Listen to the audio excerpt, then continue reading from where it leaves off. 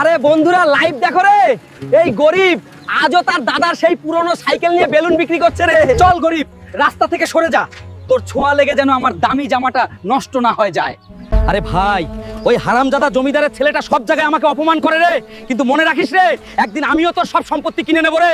আরে ম্যানেজার সাহেব, আমার সাইকেলটা নিয়ে আমাকে একটা নতুন আইফোন কিস্তিতে দিন তো রে। আরে শালা গরিব ভিখারি, চল ভাগ এখান থেকে, তোর আইফোন কেনার ওকাত নেই রে। আরে অহংকারী ম্যানেজার, যত ঠাট্টা করতে চাস কর, একদিন আমি তোর ওকাতের সাথে এই শোরুমটাও কিনে নেবো রে।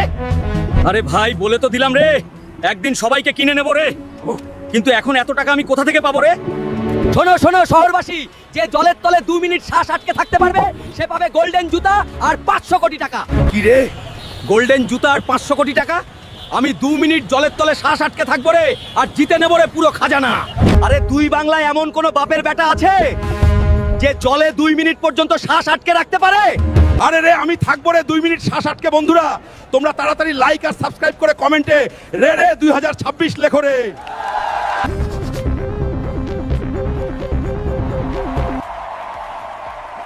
দুই বাংলা জিতে গেছে, আর আজ হাল্ক পাচ্ছে 200 কোটি টাকা আর একটা গোল্ডেন জুতা।